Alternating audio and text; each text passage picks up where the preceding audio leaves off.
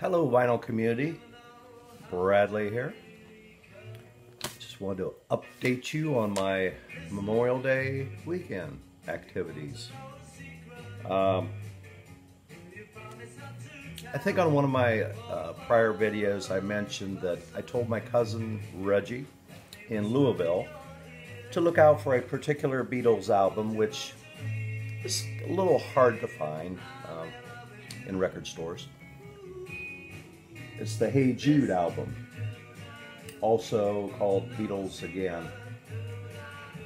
This was released in 1970 between Abbey Road and Let It Be. And this album contains cuts that were never on a Capitol or Apple album. They were singles, backsides of singles. So it contains like Paperback Writer, Rain, Hey Jude, Revolution, etc. Now on here it does have Can't Buy Me Love and I Should Have Known Better, which you may think, well, those were on, on the Hard Day's Night album, which, yeah, they were, but that album was put out in the United States by United Artists. So, and it was like just one side of original Beatles songs, and the other side was music orchestration from the movie. So it's not like it was the original British. So anyhow, I got this vinyl for Reggie. Revolver by the Beatles. I thought that would be a fair trade. And on my original video, I think I showed just a little bit like that. Well, he noticed that and he stopped it and checked it. So he texted me, he said, "Is it a Beatles album?" I said, "Yes." "Is it Revolver?" I said, "Yes, you ass." It's like he could not wait just for it to be a surprise. He had to stop action and make sure he found out what that was. So anyhow, that was a great trade. And while we were in Louisville, on Saturday, we went record shopping. They have some really nice record stores there. Better Days, Surface Noise, Guest House, and Matt Anthony's. All really good record shops. And I was going to pick up some used jazz. I do not have any Art Pepper or Shelly Manne, so when I saw this album, Shelly Manne, or Pepper Manne, softly swinging sounds spiced with chili. I'm not sure when this was recorded, 63 or somewhere around there. But actually this album, one side of it is Art Pepper and his band, and the other side is Shelly Manne and his band. Two completely recording sessions, different recording sessions, which makes it nice to sample both artists' material. Excellent. The only problem I found was on the Shelly Manne side, on the run-out groove and the dead wax. Well, the needle kept going. Went right onto the label and was playing the label. So when I play this from now on, I'm going to keep an eye on it. Okay, I got another jazz album. One of my favorite jazz artists. This is my only original first edition Blue Note record. It is in mono. One of my favorite musicians is Jimmy Smith. He plays Fats Waller. Very good. got a little surface noise on it, which they had a note on it. It says, looks rough, but plays fine with moderate surface noise. Which is appropriate since I got it at Surface Noise. That's the name of the record store.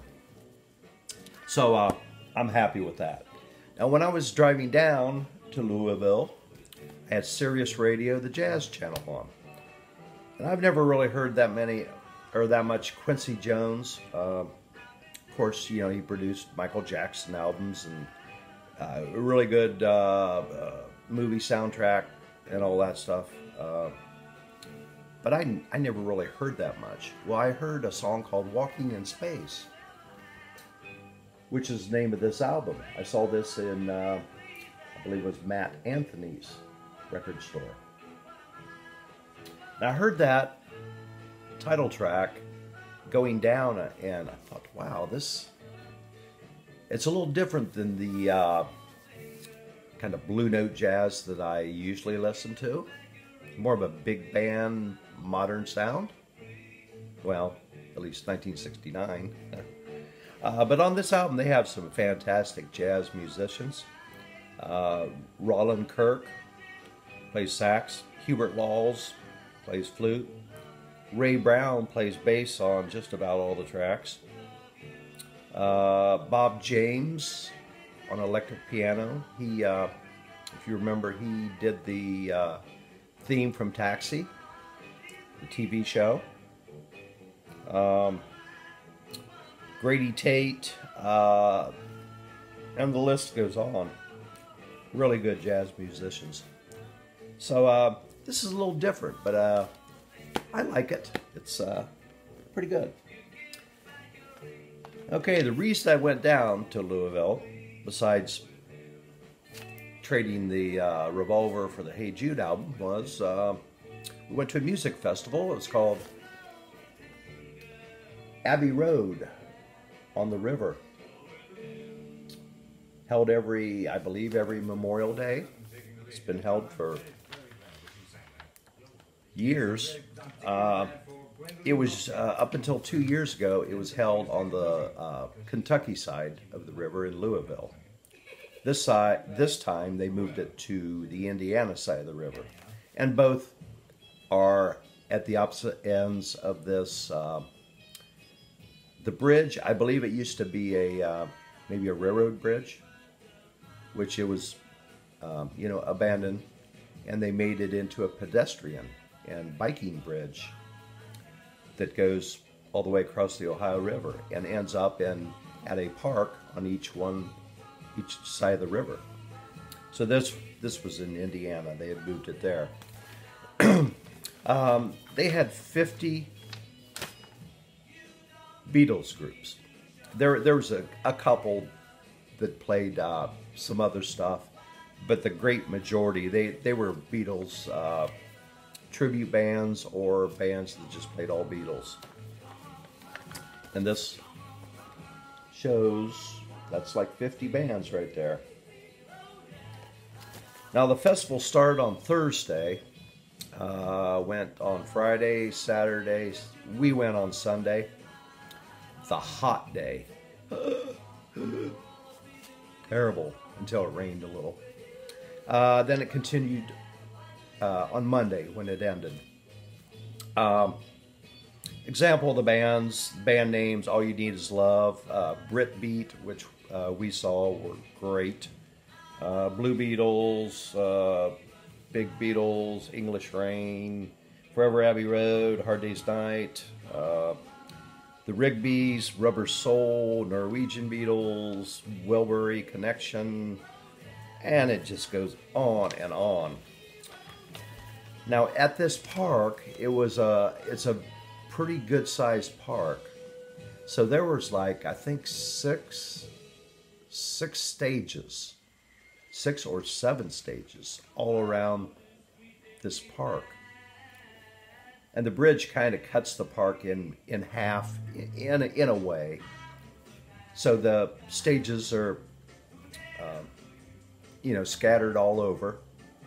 And they would usually have like two stages fairly close together. where they would finish up on one stage and they would start playing on the other stage. So there was no downtime with the music. And and they had a main stage, which we didn't even go there. I believe Jeff Emmerich, the Beatles engineer for Sgt. Pepper's and who knows how many other Beatles albums, he was at the Radisson, and I believe for an extra charge they had you could go there for a, I don't know, meet and greet or something. I'm sure he gave a little talk. Tickets were very fairly priced. Sunday's ticket was, well, we bought ahead of time, so it was $20. We were there 8 hours. 8 hours of primo Beatles music. Now, next year, I did see they're going to have, well, they had America kind of play on Saturday. Vanilla Fudge played Friday evening, I believe. I see next year they're going to have the Cowsills, Strange Days, the Doors Tribute Band, and scads of Beatles bands. So if you are a Beatles fan and live in the Midwest or anywhere in the U.S., actually, I would highly recommend this festival. It is billed as the world's largest Beatles-inspired musical festival on the Souvenir program, which I do believe that's true. They had a huge amount of bands. Here's the back cover of the Souvenir program. So, if so inclined, go to it next year. So on the way home from Louisville, it's like a 5-hour trip, I was listening to Sirius Radio, the Beatles channel. I didn't have enough Beatles. And they were playing the top 100 songs. So I caught it when it was about top 55. And actually, I pulled into my driveway at the time they were playing the number 2 song. So I got to listen to all that coming home. So, oh, one other thing, I got a new phono cartridge, a Grado. I have an Audio-Technica 120. I bought like a year and a half ago. It just had the stock cartridge. So I decided to upgrade it. I had a few problems with it at first. When I first tried it, I didn't realize I had a little silicone booger on the stylus. So I was playing a record and it just sounded like shit. Terrible. Muddy. So yesterday I thought I'll try it again. Well, I realized there was a protector on there. And boy does it sound good. Great, great. Very happy with it. So that was my Memorial Day weekend. Have a good day. I will catch you in the next one. See you later.